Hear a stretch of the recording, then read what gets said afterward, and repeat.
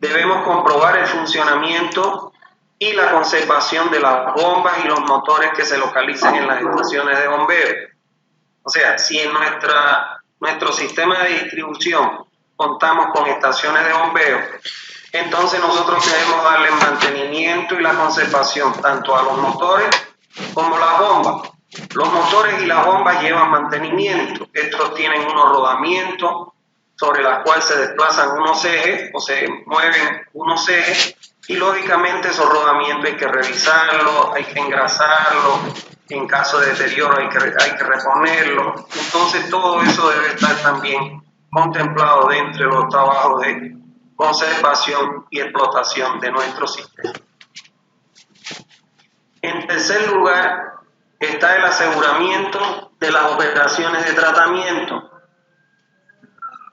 El aseguramiento de las operaciones de tratamiento del agua para su potabilización.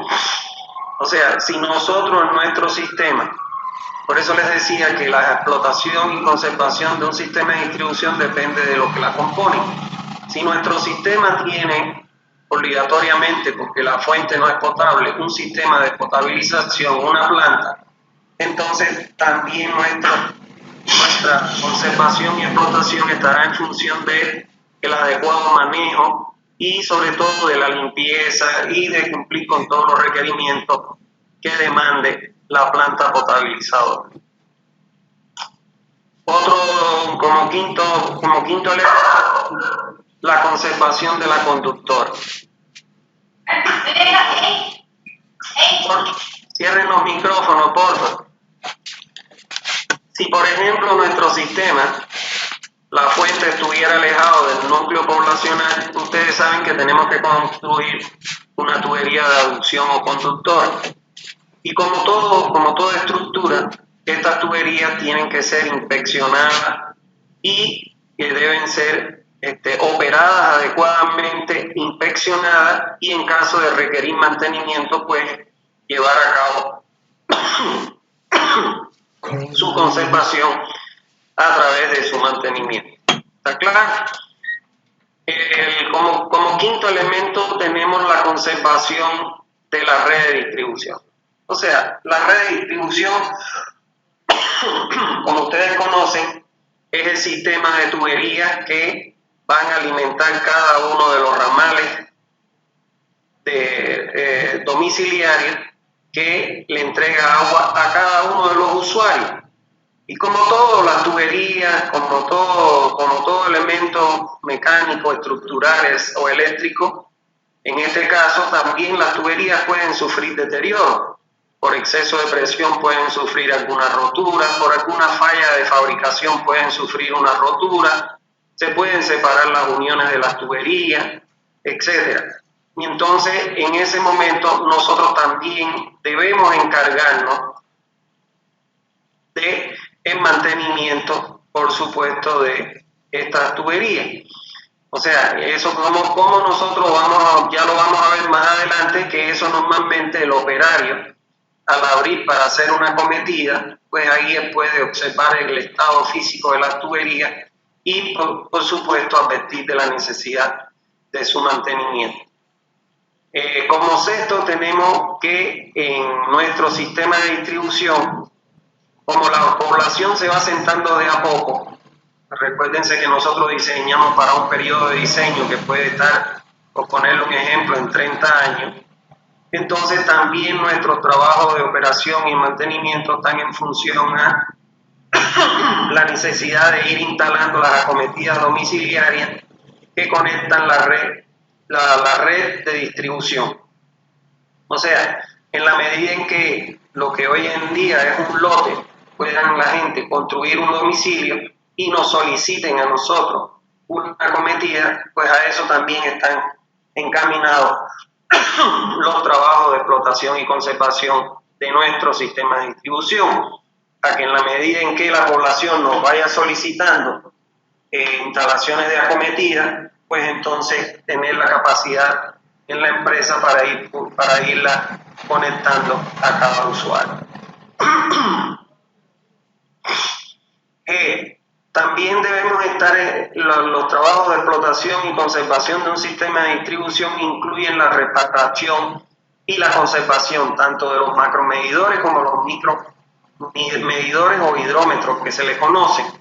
Recuérdense que los macros se conectan a la salida de los tanques o de las estaciones de bombeo y los hidrómetros o micromedidores se conectan en la acometida de los domicilios. Estos son dispositivos que son muy resistentes, pero también son muy sensibles y requieren, como todo, de un mantenimiento. El mantenimiento consiste en extraerlo, hacerle una limpieza con agua acidulada de los conductos por donde circula el agua, revisar, como está revisando este operario, los mecanismos de relojería. Después se vuelve a montar otra vez, una vez limpio el medidor, se lleva a un banco de pruebas y se calibra que efectivamente esté funcionando dentro de los parámetros establecidos. Entonces, esto también está encaminado a la explotación y conservación de un sistema de distribución de agua potable. Por otro lado, también está encaminado el establecimiento de las medidas para casos de emergencia. Como podemos ver aquí, este operario ha sufrido una rotura, la tubería, y entonces nosotros en la empresa tenemos que tener desde en materiales en stock para las reparaciones, o sea, tuberías, juntas rápidas, etcétera, para realizar las reparaciones de la red en caso de que se presente cualquier rotura, zafón de que se zafe una unión, etcétera. Entonces, para esos casos de emergencia, la empresa tiene que tener en almacén un stock mínimo para poder resolver esos problemas. ¿Por qué? Porque muchas veces se puede presentar, por ejemplo, un fin de semana, y en los fines de semana muchas veces no encuentran las ferreterías especializadas para comprar estas cosas. Entonces, por eso es que es obligatorio que nosotros lo tengamos en stock. Por otro lado, la identificación y la eliminación de las conexiones cruzadas. O sea, siempre tiene que ser un trabajo constante evitar una conexión cruzada. Cuando hablamos de una conexión cruzada, quiere decir que nuestra red de agua potable se cruce con otra red. Por ejemplo, con la red de tendido eléctrico, con la red de alcantarillado, con la red telefónica, etc. Entonces, siempre que podamos evitar esas conexiones cruzadas por el riesgo que corren, en este caso los operarios, para su trabajo de operación y mantenimiento, entonces debemos tenerlo en consideración. Bueno, o sea que si podemos resumir que los trabajos de explotación y conservación de un sistema de distribución de agua potable están encaminados a conservar todas las partes que componen el sistema, desde la hora de toma, los equipos de bombeo, la planta potabilizadora, la red, las acometidas, los medidores, etc. O sea, abarca todas las instalaciones, los tanques, todas las instalaciones deben ser conservadas para su explotación adecuada. Vamos a ver en el segundo punto cuáles son los principales factores a los que se puede deber el fracaso de un sistema de distribución de agua potable. Y esto sí que es una realidad muy grande. O sea, un sistema de distribución de agua potable generalmente puede fracasar por estos dos aspectos. En primer lugar, cuando nosotros al uso indebido de los equipos y los materiales para condiciones en las cuales no están concebidos. Por ejemplo, aquí yo le he puesto dos tipos de tubos. Este es un tubo de PVC y este es otro tubo de PVC. Y ustedes dirán, pero es el mismo tubo. ¿Son iguales los tubos? No. Las tuberías de PVC pueden ser, fíjense ustedes, para agua potable, pueden ser para agua residual, pueden ser para tendidos eléctricos, para tendidos telefónicos, para gas. O sea, que puede tener un mismo material diferentes usos, solo que las especificaciones para cada uso son muy diferentes. Por ejemplo, una tubería de agua potable tiene como requerimiento fundamental que tiene que ser capaz de soportar las presiones internas, que es el flujo a presión que circula a través de ella. Si lo comparamos con una tubería de PVC para el alcantarillado sanitario, los requerimientos son diferentes. No debe soportar presiones externas porque el alcantarillado funciona en conducción libre y no a presión, pero sí debe ser capaz para soportar las presiones externas. Las tuberías estas que son normalmente para tendidos de tuberías, para tendidos eléctricos, para tendidos telefónicos, no tienen ninguna resistencia interna ni externa, porque siempre van metidos dentro de otro conducto. Entonces no se puede utilizar una tubería eléctrica en una tubería de agua o en una tubería de alcantarillado sanitario. Entonces muchas veces el fracaso de una empresa es por la compra de materiales o equipos que no son los adecuados para el funcionamiento donde ellos van a trabajar. Yo tengo una anécdota muy clara en una cooperativa acá. Yo estuve asesorándolo durante 2 años y esa cooperativa un buen día llego yo y habían comprado cientos de metros de tubería de politubo de 2 pulgadas. Y yo llego un lunes y ya cuando llego estaba el patio de la cooperativa lleno de tuberías de politubo, así negra como esta, pero que se dobla, no rígida, lleno el patio de tuberías de politubo. Y entonces yo pregunté, ¿y para qué compraron tanto politubo? Si aquí no se hacen instalaciones eléctricas. Y me dijeron, no los vendieron, dicen que son buenísimas para agua potable, son resistentes, esto, lo otro.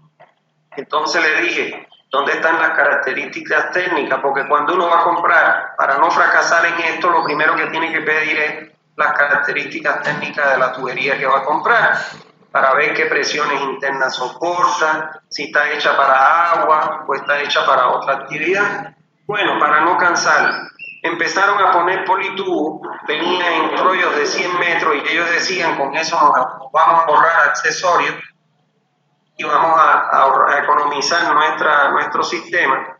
Cuando empezaron a poner las tuberías y a unir las tuberías, la unión entre un politubo y otro, cuando la pusieron a trabajar a la presión, escupía las tuberías de PVC escupían las de politubo. O sea que se zafaban las uniones con una facilidad tremenda. Resultado, compraron una tubería, gastaron un montón de plata en algo que no estaba concebido para el uso que se le iba a dar. Resultado, lo que dice aquí, un fracaso. ¿Está claro? Entonces, cuando uno no compra con unas especificaciones técnicas adecuadas según un proyecto, pues un material o un equipo puede tranquilamente perder su dinero. Por otro lado, otro elemento que puede llevar a fracasar una empresa que presta servicio de distribución de agua es la falta de capacitación de sus operarios.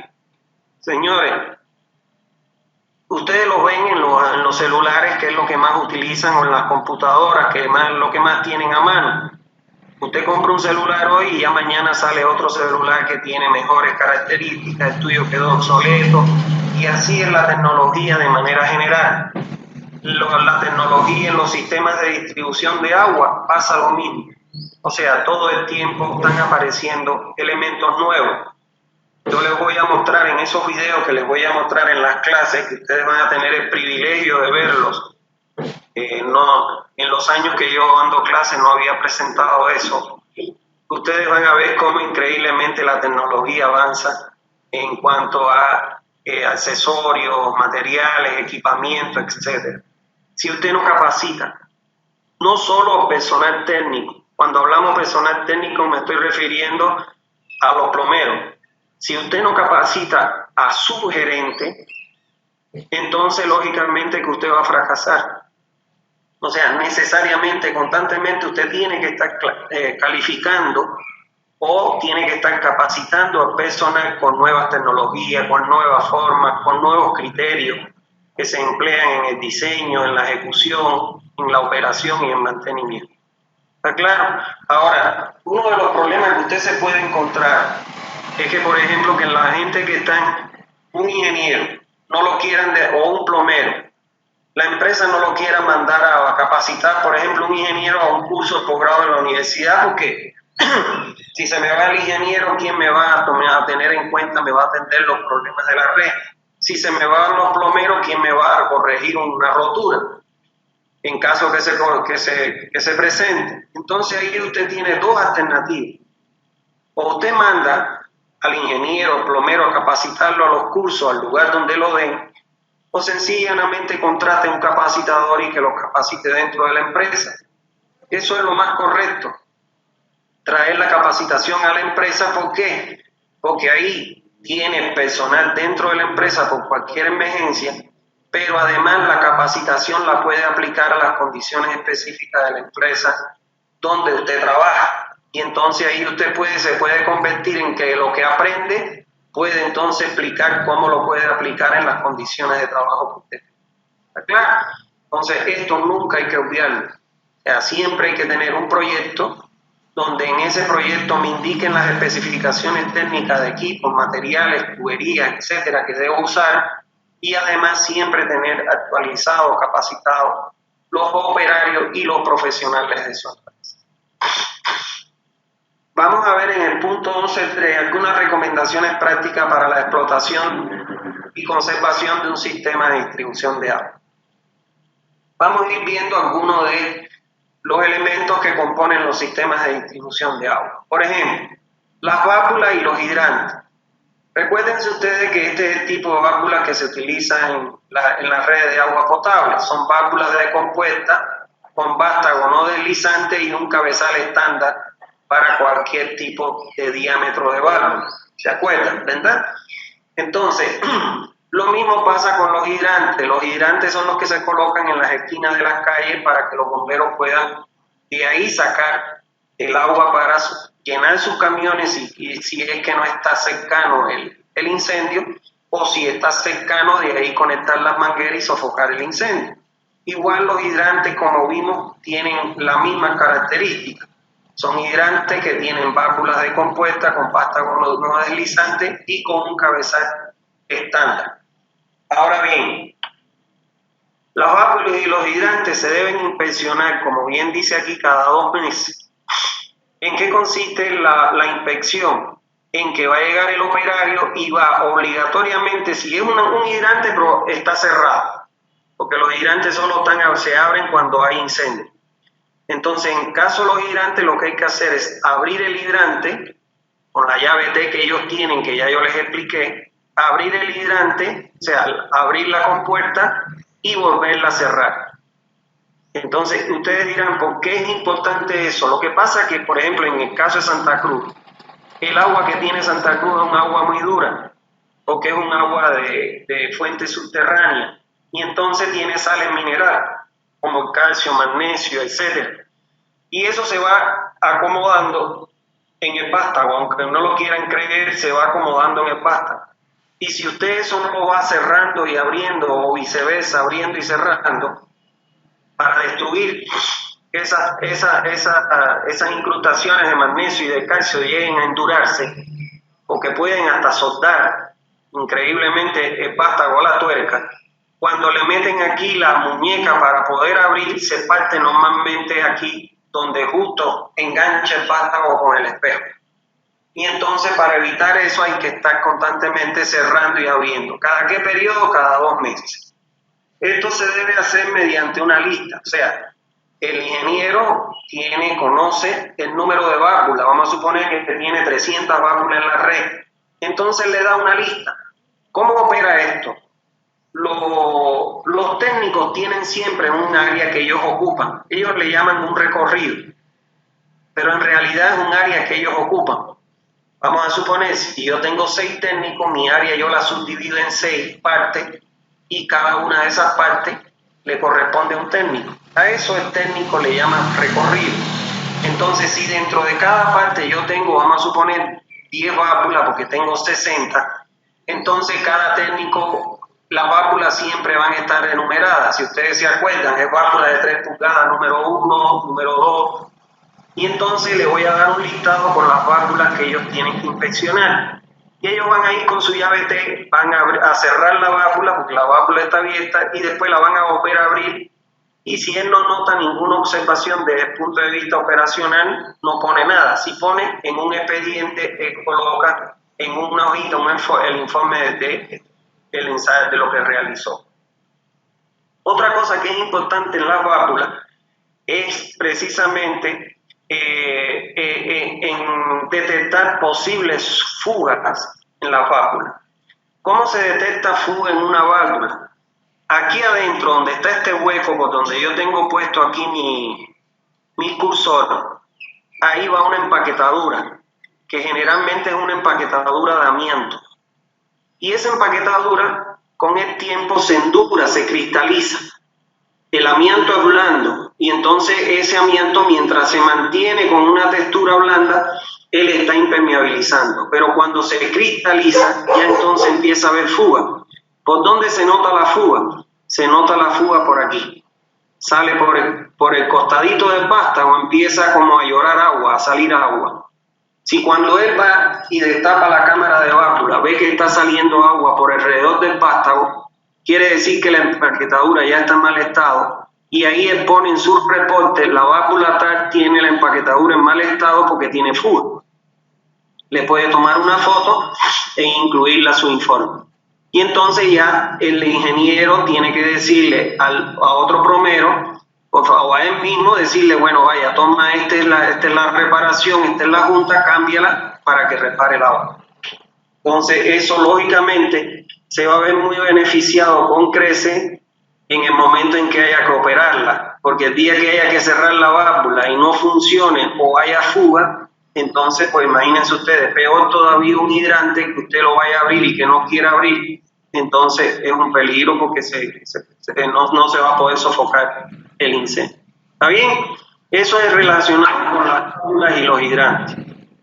Entonces, el resultado de la inspección se recoge en una ficha técnica, como esta, donde pones aquí el nombre de la válvula, el nombre codificado, la ubicación, V, manzano, barrio, calle, fecha de instalación, fecha en que se puso en mantenimiento, en funcionamiento, qué tipo de válvula, el material, la marca, Y acá abajo se va poniendo un historial acá abajo que se va juntando, donde ahí se va diciendo en cada inspección que se observó. Estas fichas técnicas hay que hacerlas para todo elemento que compone la red. Pueden ser fichas o expedientes. Cuando abro ficha, cuando estamos hablando, por ejemplo, de una válvula, de una ventosa, cuando estamos hablando de una tubería. Pero cuando ya yo hablo de expediente, cuando estoy hablando de una estación de bombeo, cuando estoy hablando de un tanque de almacenamiento, etc. ¿Está claro?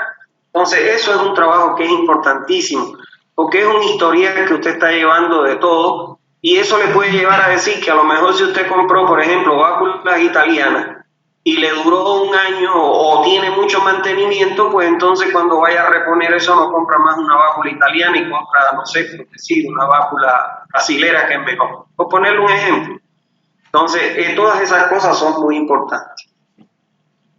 Por otro lado, hay que tener en cuenta en el caso específico de las tuberías los siguientes aspectos. La conservación de las tuberías consiste en comprobar, en primer lugar, si existen fugas. Hay que tener en cuenta dos aspectos fundamentales. Nosotros en una red podemos tener dos tipos de fugas. Una fuga que le llamamos fugas visibles y otra fuga que son fugas invisibles. ¿Cuáles son las fugas visibles? Son aquellas que cuando se rompe la tubería, el agua sale a la superficie de la calle y empieza a escurrir por las calles. Esa es la mejor, porque esa es una fuga visible y la gente, el mismo vecino de enfrente dice, por favor, se rompió una tubería y una fuga de agua. No sé si han visto, aquí ponen en el Yo Periodista ese mucho, de que hay una fuga de agua en tal barrio y es porque alguien llamó ahí al Yo Periodista para hacer el reclamo, la denuncia. Lo correcto es que uno llame a la cooperativa y que preste el servicio y le diga, por favor, tengo una fuga de agua frente a mi casa. Ahora, el otro tipo de fuga, que es la más peligrosa, son las fugas no visibles. Son aquellas que producto de que el terreno es muy permeable, esa fuga en vez del agua subir a la superficie, pues se infiltra en el terreno y esa nunca la vamos a ver si no sale a superficie o hasta que se produzca el hundimiento, del pavimento. Entonces, para ello existen tecnología que es la pitometría para esos controles, pero bueno, aquí todavía en Bolivia, Santa Cruz está muy lejos de implementar esas cosas todavía. Entonces, a esto está encaminado a detectar corrosión en las tuberías. Aunque ustedes no lo quieran creer, aquí todavía en la red de Santa Cruz hay tuberías de fierro, hay tuberías de asbesto cemento, hay tuberías de PVC, o sea que hay tuberías de diferentes materiales. Cuando tenemos una tubería de fierro, la tubería de fierro con el paso de los años pueden crear escamas, como vemos aquí, ¿no ves? Y estas escamas empieza a escamarse el fierro y esto es gravísimo para el agua porque le transmite, ¿qué cosa? Le transmite óxido de hierro, entonces el agua tiene sabor a hierro, mancha la ropa y bueno, cambia totalmente la condición de agua potable. Entonces, ¿cómo un operario puede darse cuenta de que una tubería tiene incrustación? El operario es el mejor aliado que puede tener el ingeniero. O sea, es como el albañil. Son tremendos, los lunes llegan borrachos, no quieren trabajar, pero es peor tenerlos de enemigos.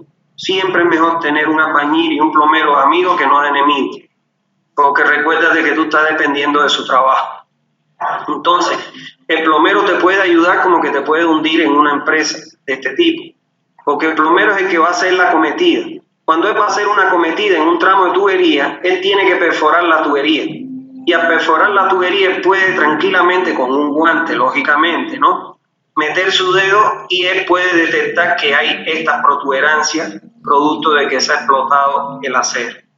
Y puede advertir eso y entonces ya usted tiene que, en el informe, tiene que corregir y hacer el cambio de material de tubería. ¿Está claro? Y lo mismo pasa con las incrustaciones. Acá, por ejemplo, yo recuerdo cuando yo trabajé en Copaí, que yo lo estuve asesorando, yo les expliqué esto a los plomeros, porque ellos muchas veces ni lo saben, porque son empíricos la gran mayoría. Y les expliqué esto, cuando ellos fueran a hacer una cometida, metieran su dedo y vieran si habían incrustaciones, todas esas cosas. Y me acuerdo yo que un plomero se llama Mansa, de estar vivo, era jefe de los plomeros. Me vino con un mocho de tubería de 1 metro, que la tubería era que había cortado, y la tubería era de asbesto cemento, y la tubería era de 3 metros de diámetro interno y tenía un orificio producto de las incrustaciones de menos de 1 metro de diámetro, porque lo medimos. O sea que eso es lo que estaba, supuestamente ahí pasaba un agua por una tubería de 3 pulgadas y las incrustaciones habían disminuido el diámetro a 1 pulgada. Entonces, lógicamente se incrementa la pérdida de carga y tumba la presión en la zona. Por eso es que es importante tener todas estas cosas en cuenta. ¿En qué momento hay que hacer la inspección de las tuberías? Constantemente, porque ellos constantemente, señores, están haciendo instalaciones de acometidas.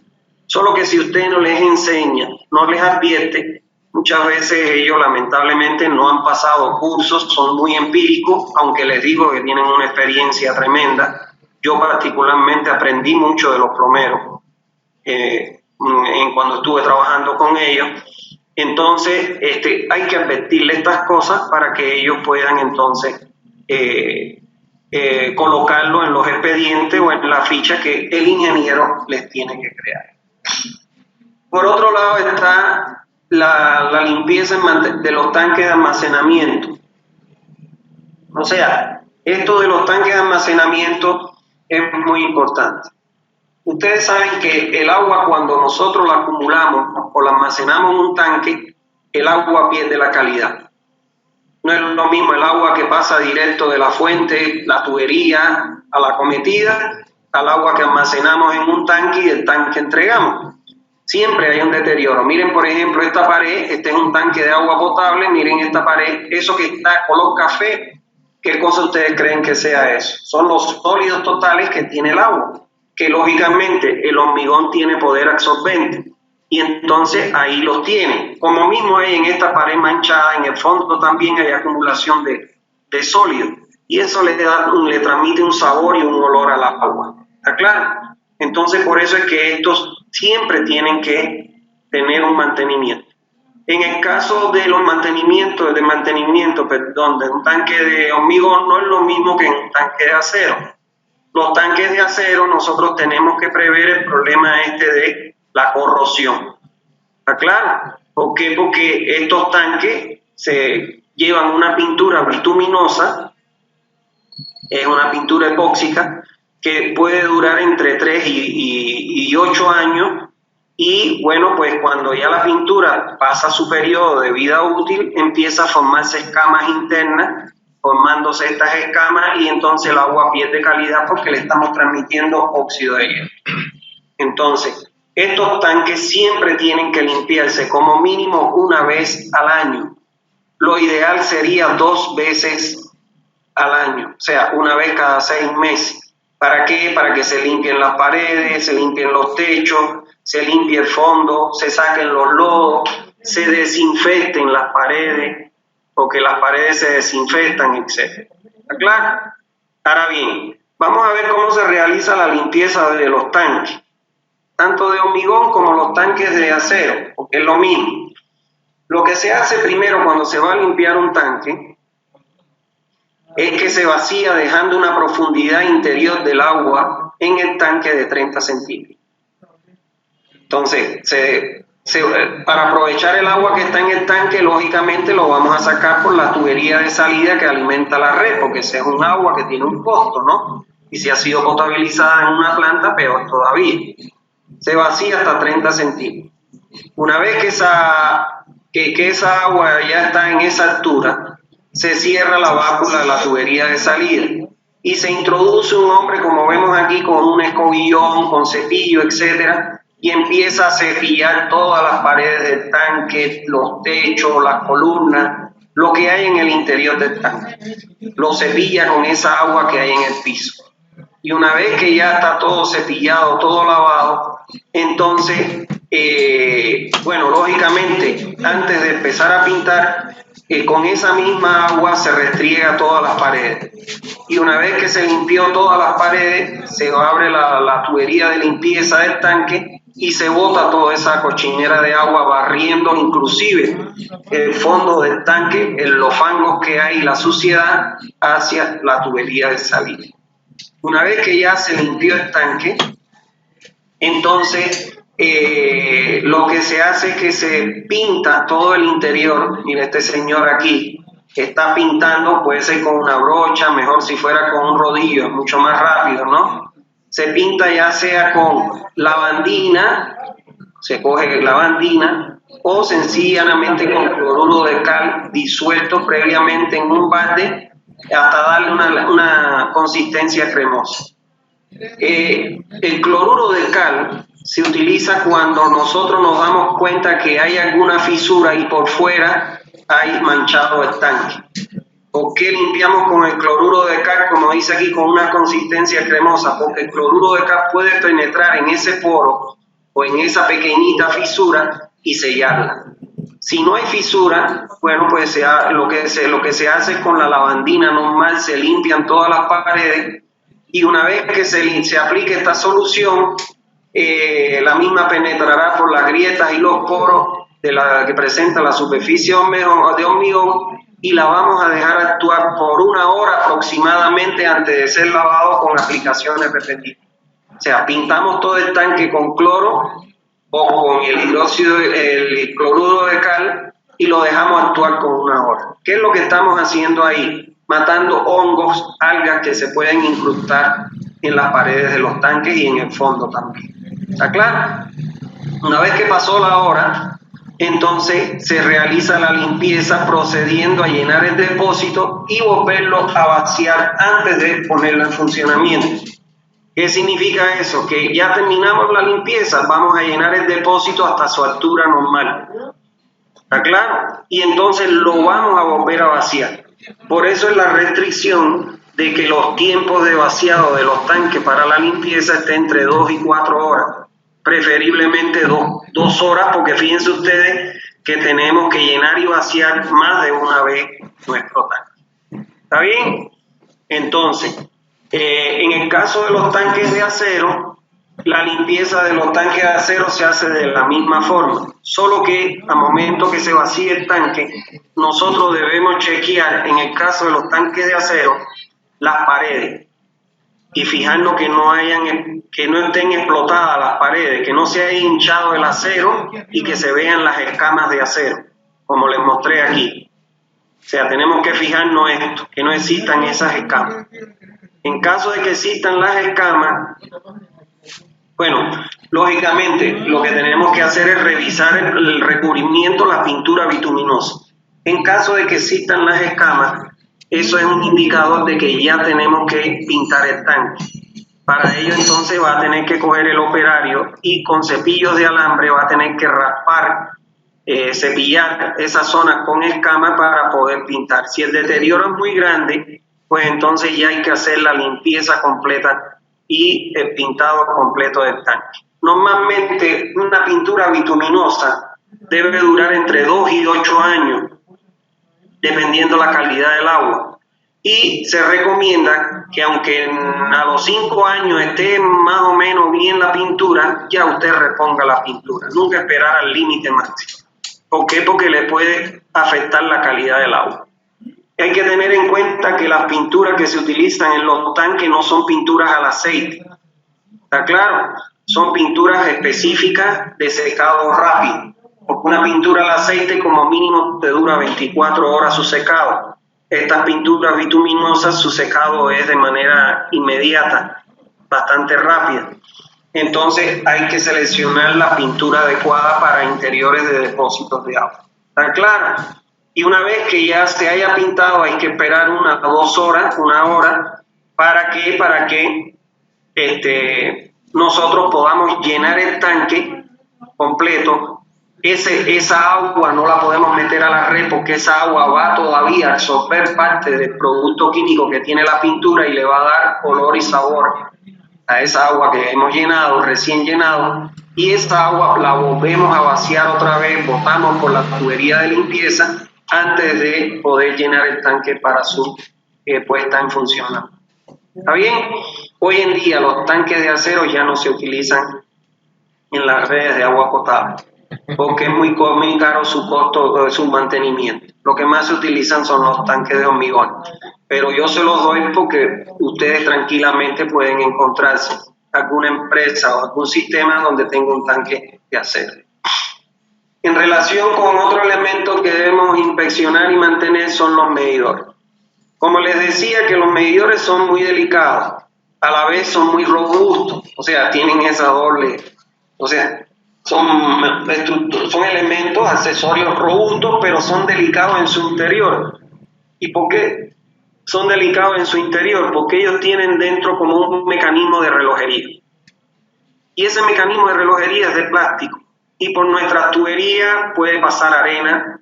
El plástico con la arena no al contrario, la arena se come el plástico. Pueden sufrir daños, etcétera. Pueden sufrir incrustaciones de las sales minerales. Entonces por eso les digo que son robustos por fuera, pero por dentro son muy débiles o son de mucho cuidado por el problema del mecanismo de relojería. Los mecanismos, o sea, los medidores, ¿qué es lo que hay que hacer? Normalmente las empresas tienen un software, o tienen un departamento técnico donde tienen un software. El lecturador, ¿qué es lo que hace? El lecturador va a principio de mes, lee la lectura inicial y va a final de mes y lee la lectura final. Con esa lectura final menos lectura inicial le da el volumen que consumió la población y en base a una tarifa le cobra. Esa lectura final se convierte en la inicial para el otro mes. Esos valores de lectura que él lee, lo que hacen las cooperativas, la gran mayoría, llegan y lo meten a un software. Y el software calcula lectura final menos lectura final y calcula inicial y le da un volumen. Y compara ese volumen con el promedio de los volúmenes registrados en los 3 meses antes. Y con un error de más o menos 40%, Si no cumple ese error de más o menos 40%, vamos a suponer que el error le da de 50%, 45%, el software le saca una señal que le dice revisar el medidor. ¿Por qué? Porque está dando un porcentaje que lógicamente no está acorde con el promedio de consumo de esta población, ¿no?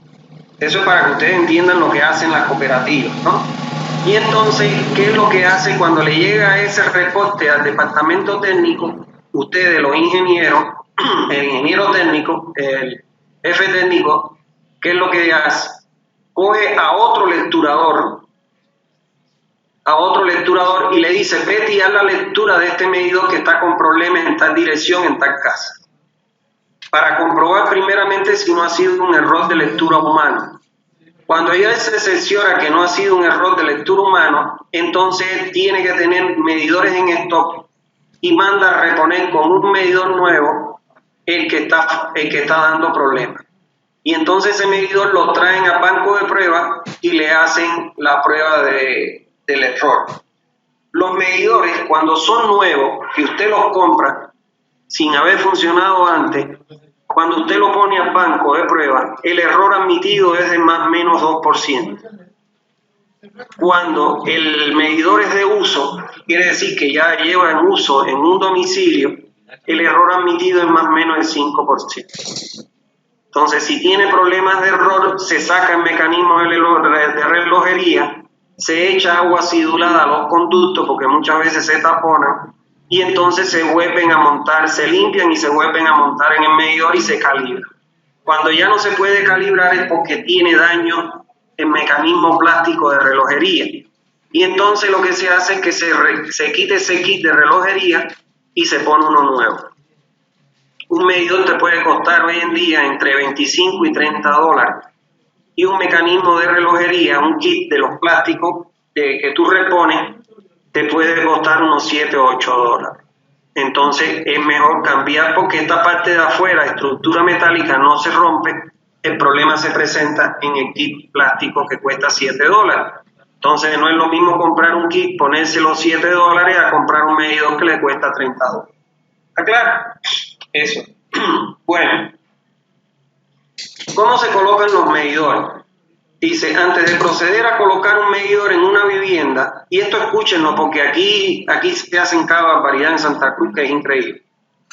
Antes de proceder a colocar un medidor en una vivienda, se debe firmar un contrato con el dueño de la vivienda, por supuesto, el cual debe contener una cláusula en la que lo hace al consumidor responsable de los daños externos ocasionados en el medidor, y se le pone un recargo antes de cambiar el medidor averiado por otro nuevo, si es que el medidor se coloca en el interior del domicilio. ¿Qué les puedo decir? Aquí esto no se hace. No se firma ningún contrato con el dueño del domicilio. Lo correcto es eso. Las posiciones de los medidores en los domicilios pueden ir dentro o fuera del domicilio. Cuando digo dentro del área privada, en el jardín, como lo colocan en muchos lugares acá, o fuera en la calle antes de ingresar al jardín, en la acera, para que el operario pueda, sin ningún permiso, leer el medidor. Acá en Santa Cruz se acostumbraba a colocar los medidores, y todavía hay, por ejemplo, en Hidroquiver, en mi empresa, el medidor está dentro del domicilio, dentro de la empresa, en el jardín. Se acostumbraba a colocar el medidor en el jardín. Cuando yo trabajé en Cospaí, asesorándolos, porque yo los asesoraba a ellos, 2 veces, en una vez mordió un perro a un operario, a un lecturador, porque le soltaron el perro al momento de que fue a leer para que no leyera el medidor. Y en otra casa le echaron agua caliente. Como no había firmado ningún contrato, no se le pudo hacer nada a esa gente, porque estaban metidos dentro del área privada. Y entonces, ¿qué era lo que podía alegar el dueño? No, yo no firmé contrato que podía entrar a leer, yo lo vi y le eché los perros porque pensé que me estaba robando.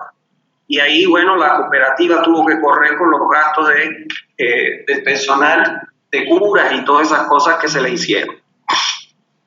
A raíz de eso, la autoridad del agua, ¿qué fue lo que hizo? Mandó a retirar los medidores del interior de los domicilios y los sacó afuera. Cuando el medidor está dentro del domicilio, usted firma un contrato y lógicamente, como está dentro del domicilio, es responsable. Si se daña el medidor por golpe o por cualquier cosa, es responsable el dueño del domicilio porque está dentro de tu área privada. Pero si por el contrario yo saco el medidor fuera del domicilio, entonces ya ahí el dueño del domicilio no es responsable. Ya yo tengo como empresa que prevé qué cosa, proteger los medidores sobre todo contra daño y especialmente por causa de robo. Aquí hemos visto, por ejemplo, yo he visto en la televisión muchas veces que le quieren cobrar el medidor al dueño del domicilio porque se lo han robado, pero está en la calle y el tipo con razón le dice, pero ¿cómo puedo yo? No, voy a tener que dejar de dormir para que no roben el medidor que está en la calle. Cuando la obligación de la empresa en ese caso es proteger el medidor. Entonces, por eso es que es muy importante que se tenga en cuenta estos aspectos. Generalmente cuando el edificio coincide con la acera, o sea, que está a ras con la acera, como por ejemplo en el casco histórico, que los edificios, los negocios están a ras con la acera, es preferible instalar el medidor dentro de la edificación. Si por el contrario la edificación se encuentra alejada de la calle, entonces se prefiere instalar los medidores bajo tierra y fuera de los límites de la edificación. Eso es lo que se recomienda. En Santa Cruz, a diferencia de en el mundo entero los medidores van enterrados en una caja que se coloca en la acera, enterrados en una caja y tienen una llavecita que es la que el operario es el único que puede abrirla, es para que no lo sustraiga. Eso es en el mundo entero, en todos los lugares. En Santa Cruz tienen un sistema diferente, que para mí es por eso que se roban los medidores, por eso es que tienen el fracaso que tienen. Y es que les encanta sacar el medidor por fuera. No sé si ustedes lo han visto, si no sacan a sus casas y busquen dónde está el medidor y se va a dar cuenta que si este es el nivel de la acera, pues de jardín, le sacan el medidor por fuera. El riesgo que se corre con esta instalación que vemos aquí es que el medidor está ahí a las expensas de que venga un ladrón y se lo lleve. Y ustedes dirán, ¿y por qué se roban? Porque los medidores son de bronce. Y el bronce lo pagan carísimo de las empresas que funden, las empresas fundidoras. Por eso se lo roban los medidores. Aquí hubo una vez que se empezaron a robar los medidores, eran trabajadores mismos de una cooperativa, se robaban los medidores, se autorrobaban los medidores, en la misma cooperativa los pintaban, los acomodaban y se los vendían a algunas ferreterías especializadas que se dedicaban a comprarlo y revenderlo. O sea que se presta para todo. ¿Está claro? Pero bueno, este es el sistema que se utiliza aquí en Santa Cruz. Ya con eso tienen una idea de la ubicación de los medidores y todas las previsiones que hay que tomar. Con relación al mantenimiento de los sistemas de distribución, o sea, las redes, yo les decía que en las redes de distribución hay que tener mucho cuidado, sobre todo en las zonas bajas, en los puntos bajos de las redes. En los puntos bajos de las redes, ahí se acumulan los lodos. O sea, recuérdense que el agua potable tiene en suspensión sólidos totales hasta 1000 miligramos por litro. ¿Qué quiere decir? Que tiene sólido. No es que es un agua pura, no es un agua de mesa como la que tomamos con una botella cuando compramos. Entonces, al tener hasta 1000 miligramos de sólido, es en donde hay un punto bajo, ahí se acumulan esos sólidos. El problema del peligro de esos sólidos que se acumulan es que le van a transmitir olor y sabor al agua. Pero además, esos sólidos, cuando se produce un cambio brusco, súbito de presión en la red, es cuando abrimos los grifos y salen el agua sucia. ¿Entiende? Entonces, esos sólidos hay que purgarlos. Y esa purga se debe hacer una vez al mes. Miren ustedes acá, aquí está la famosa llave T. Por aquí debe pasar la tubería, por aquí por la calle. Y aquí le han sacado, debe ser una zona baja.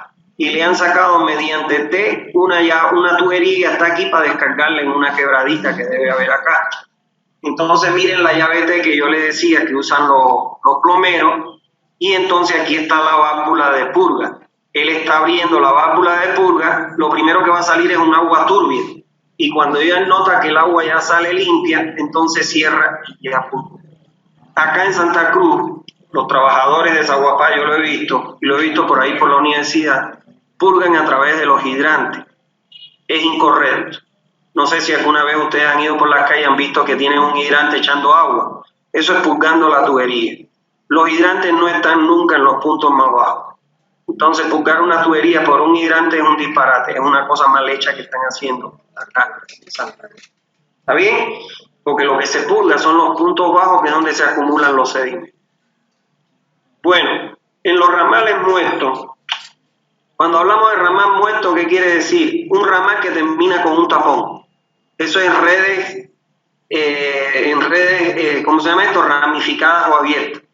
Donde hay un ramal que termina con un tapón o donde no se purgan las tuberías bajas, se va a producir un depósito de sólido en esa zona, que va a estar formado por formaciones minúsculas de algas, sustancias resultantes de la acción de cloro que reacciona con la materia oxidable que tiene el agua potable, partículas de betún y revestimiento que salen de las tuberías, óxido de metal producido por la acción del agua sobre tuberías de acero, arena fina y otros sólidos en suspensión que pueden haber atravesado los dispositivos de tratamiento. La mayor parte de estas sustancias son inertes. ¿Qué quiere decir que son inertes? Que no hacen daño. Pero imagínense ustedes, tómense un vaso de esta agua que está saliendo aquí de este grifo. Miren esta agua. Si usted deja botar agua, al rato se va poniendo así y al rato ya vuelve otra vez a su condición de cristalina.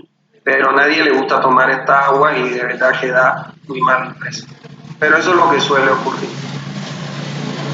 Si estas sustancias se dejan acumular en las tuberías, como les dije, en los puntos bajos o en los sectores donde no hay circulación, un cambio súbito de presión como el que se produce cuando se aísla un sector de la red por cualquier motivo, reparación o mantenimiento, o cuando se abre un hidrante que hay fuego, que hay incendio, será suficiente para agitar esos sólidos que transforman el agua en un barro negro o pardo que persiste en el sistema hasta tanto no es eliminado por las corrientes de agua o se vuelve a sedimentar.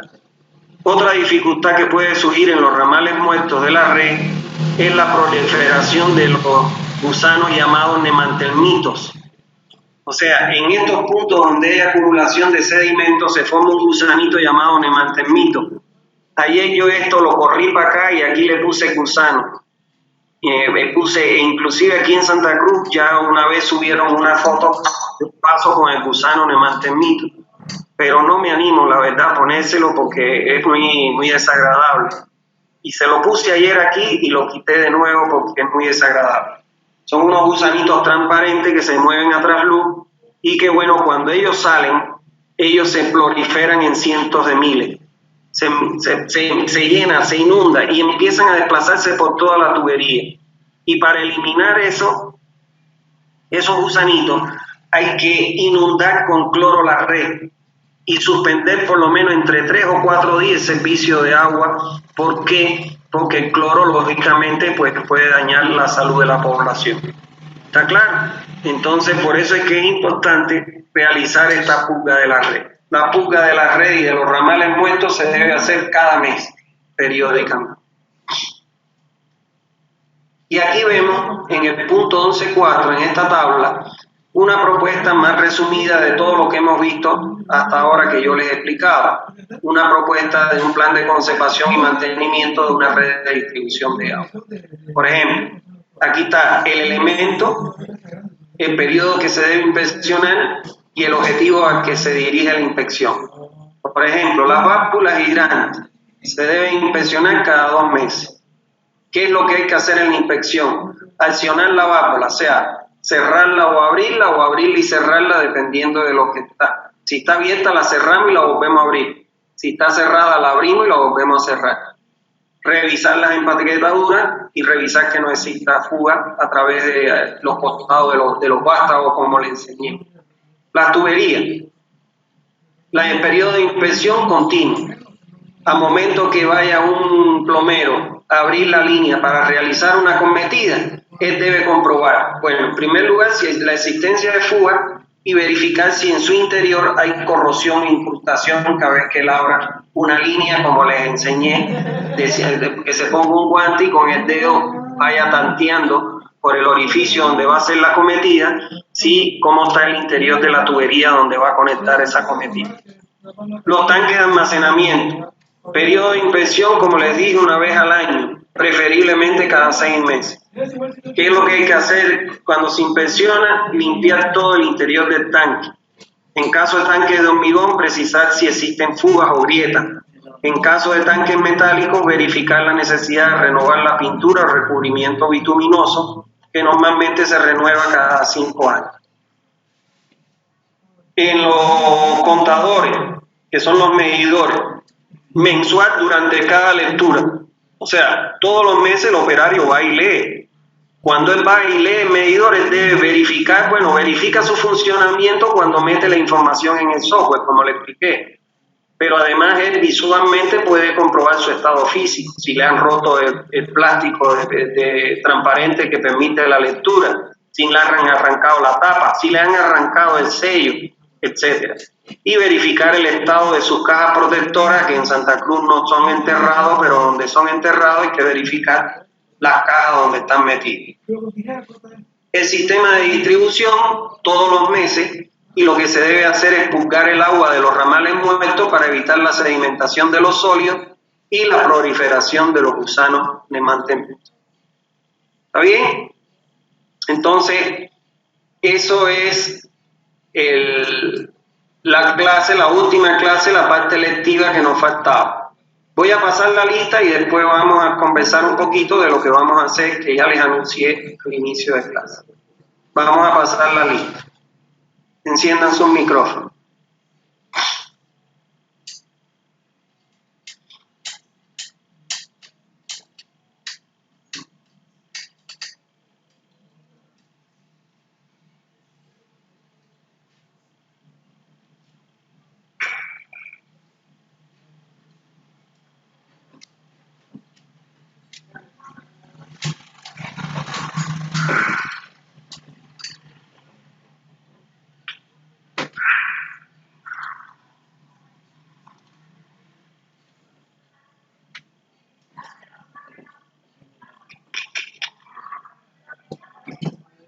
Bueno, ya yo después lo cambio. A ver, vamos aquí. Pamela. Pamela. Esa es la lista de sanitaria 2. Hola. Sí, dime. Esa es la lista de sanitaria 2, Inge. Ay, verdad, tienes razón. Gracias, perdón. Sí, que fue la que acabo de pasar. Por eso me faltaba el espacio. Pamela, Greta, no, perdón. Eric Roldán. Presente, doctor. Ya. José Leonardo. Augusto Ajata. Presente, doctor. Andrés Alvarado. ¿No está Andrés? Walter Álvarez. Presente, doctor. Leonardo Antelo. Está presente, dice que la anterior clase igual estuvo presente y se le fue el internet. Ya, gracias. Fernando José Antesana. Presente, doctor. Ya, Gabriela Arana. Presente.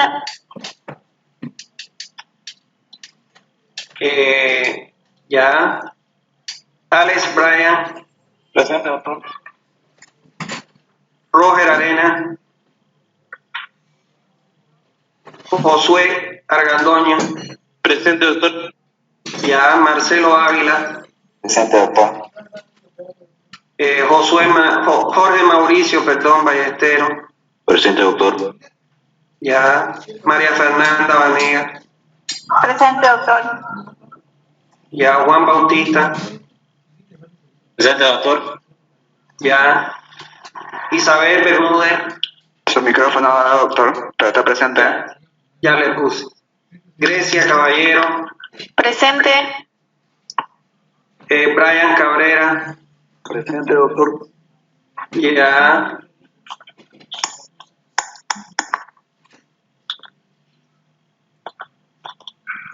Eri Fernando, Presente, doctor. ya. Adeli Canaviri, Oye, a ver, no. Adeli no está. Robert.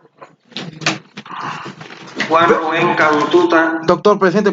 Disculpe, doctor. Doctor, David, dime. Canaviri, se me trabó mi micrófono hace ratito. Va a disculpar, doctor, por no Ya, responder. Adeli, ya te puse el asistente. Ya, gracias, doctor. Va a disculpar, mi disculpa. Ya. Brian David, Presente, doctor. Presente, doctor. ya, gracias. Alejandro Chávez, Presente, doctor. ya. Andrea Gracias. Chávez, Presente, doctor. Cristian Chávez, Presente, doctor. Álvaro Choque, Josué Gabriel Choque, Presente, doctor.